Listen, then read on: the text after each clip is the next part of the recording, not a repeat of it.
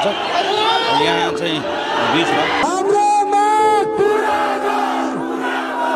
2080 साल पुष महिनाको 13 गते सुजन राउत र वीरेन्द्र शाह नाम गरेका दुईजना युवालाई नेपाल प्रहरीले सडकको बीचमा दिनदाडै गोली हानेर हत्या गरेको थियो। देशका ठूला नेताहरू यो गलत भएको भनेर भाषण पनि छाडिरहे। विदेशमा गएर केही गरौँला भनेर गएका नेपालीहरूको दिनदहाडै हत्या गरिएको। यो सँगै गृहमन्त्री लगायतका थुप्रै ठूला मान्छेहरूले राजीनामा दिनुपर्छ भनेर आवाज उठेको थियो र पीडित पक्षको सम्पूर्ण व्यक्ति सडकमा नै उत्रिएका थिए। यो हत्याकाण्डले गर्दा नेपालभरिका सम्पूर्ण नागरिकहरूले आफ्नो आक्रोश सोशल मिडियामा पोख्न थालेका थिए। विभिन्न ठाउँमा जुलुस निकालेर न्याय माग्दै सरकारलाई जगजगाउन थालेका थिए। यो घटना भएको 3 दिनपछि सरकार र मृतक परिवार बीच सहमति भएको भनी खबर बाहिर आउन थाल्यो। मृतकका परिवारका सदस्यलाई प्रति परिवार 10 लाख रकम अनि परिवारको एकजना सदस्यलाई रोजगारी दिने भनेर खबर बाहिर आयो। तर एउटा मान्छेको मूल्य 10 लाख हो त?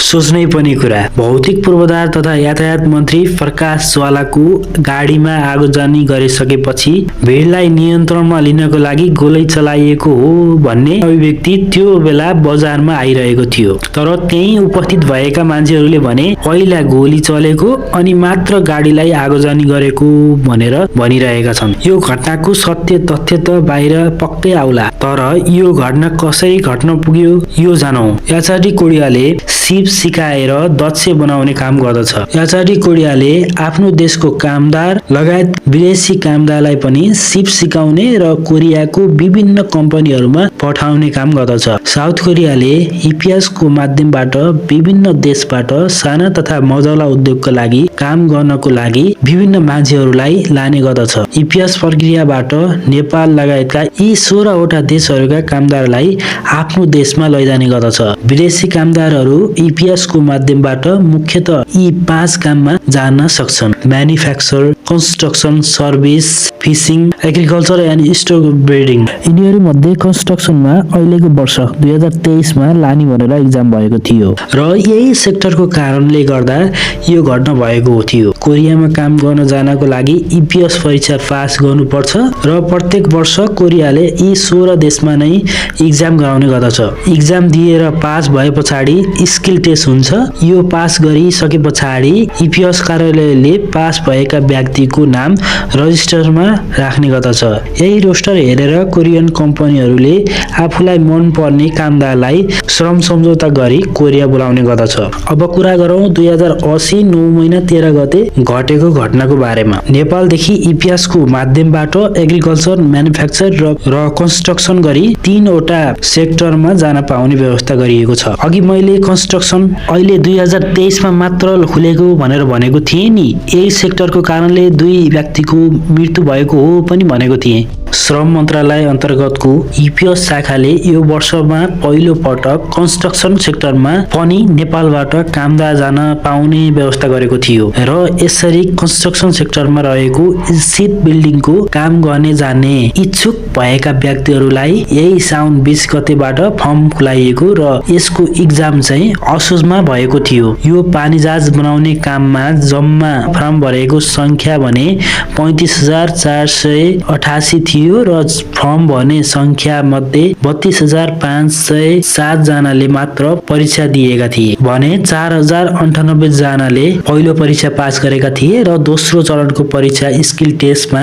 3,989 जना पास भएका थिए र उनीहरू बिस्तारै कोरिया जाँदै पनि छन्। EPS कार्यालयले पुष 2 गतेदेखि कोरियाको उत्पादनशील क्षेत्रको कामका लागि आवेदन खुलाएको र पानीजहाज निर्माण क्षेत्रमा परीक्षा दिएर अनुत्तीर्ण भएका युवाहरूलाई भने आवेदन दिन नपाउने सूचना जारी गरेको थियो। EPS कार्यालयका प्रमुखका अनुसार एकै वर्षमा 2 पटकसम्म परीक्षामा सहभागी हुन नपाइने व्यवस्था कोरियन सरकारले नै व्यवस्था गरेको भनेर प्रमुख सुवेदीले बताएका थिए। विद्यार्थीलाई पनि यो कुरा राम्रोसँग थाहा थियो।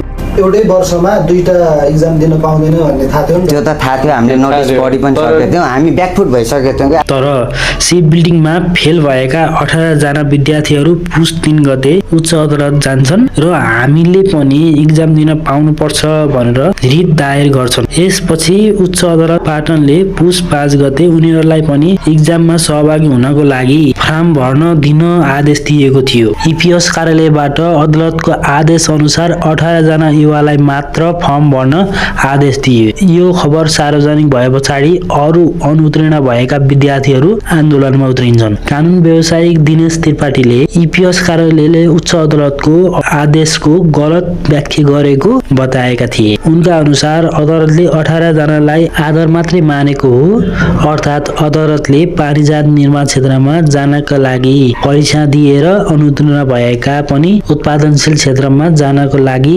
खुलाइएको भाषा परीक्षामा सहभागी हुनको लागि फारम भर्न देऊ भनेको हो। तर फैसलाको गलत व्याख्या गरी 18 जना उजुरीकर्तालाई मात्र फारम भर्न दिएको उनले भनेका थिए। यो सबै भए पछाडि EPS परीक्षाको फारम भर्न पाउनुपर्छ भनेर पुस 13 गते विद्यार्थीहरू EPS कार्यालय बालकुमारीमा जान्छन्। विद्यार्थीहरूको संख्या बिस्तारै बढ्दै गएको थियो। कति बेला EPS कार्यालयले फर्म भर्न दिने भनेर नोटिस निकाल्छ भन्दै शान्तिपूर्वक आन्दोलन गरेका थिए विद्यार्थीहरूले। तर धेरै समय बिताउँदा पनि EPSले निर्णय नगरेपछि विद्यार्थी र प्रहरी बीच 11:30 मा सामान्य झडप पर्छ। प्रहरीले टियर ग्यास प्रयोग गरेर अवस्थालाई नियन्त्रणमा लिन्छ।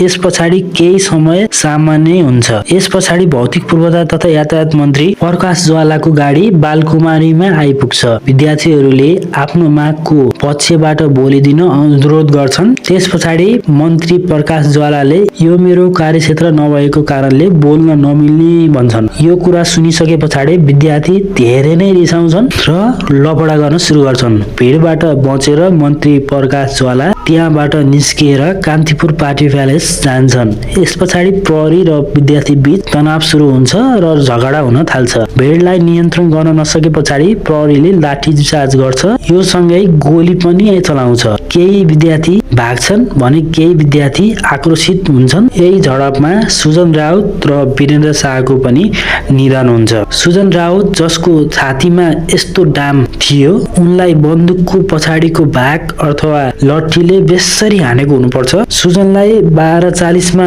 हस्पिटल पुर्याइएको थियो र 1:17 मा उनी मृत्यु भएको भनेर घोषणा गरिएको थियो। वीरेन्द्र शाह जसलाई गोली लागेको थियो, उनलाई 12:42 मा हस्पिटल लगिएको थियो र उनी पनि 1:38 मा उनको निधन भएको भनेर खबर आयो। यो घटनामा प्रहरी सहित 7 जना घाइते भए। 73 जनालाई प्रहरीले पक्राउ गरेको थियो र पछि 73 जनालाई छोड्यो पनि। नयाँ पत्रिकाले लेखेको अनुसार हेर्ने हो भने मन्त्रीको गाडी जलाएपछि उनीहरूबाट अन्य व्यक्तिमाथि आक्रमण समेत हुन सक्ने देखिए पछाडि हतारमा गोली चलाइएको हो भनिएको छ। तर त्यही भएका व्यक्ति र विद्यार्थीहरूको भनाइ सुन्दाखेरि पहिला गोली चले पछाडि मात्र मन्त्रीको गाडीमा जलाइएको हो भनेर बताएका छन्।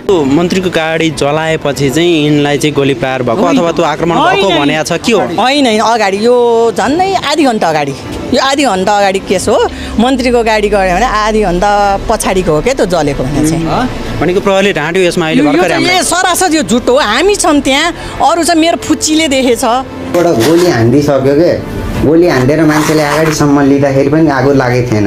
त्यसपछि जब मान्छेलाई गोली लाग्यो, मान्छेलाई गोली हान्यो भने त्यसपछि गएर आगो लाग्यो क्या। सुजन राउतको बुवाको गत वर्ष मुक्सिरमा मात्र निधन भएको रहेछ र उनको परिवारमा 1 वर्ष नबित्दै अर्को दुःखद घटना घटेको रहेछ। देशमा रोजगारीको सृजना गर्न नसक्नु अनि विदेशमा रोजगारी गर्न जान्छु भन्दा पनि गोली हानी अनि कुटपिट गरी मानुलाई तपाईले के भन्नुहुन्छ? तपाईको प्रतिक्रिया लेख्नुहोला।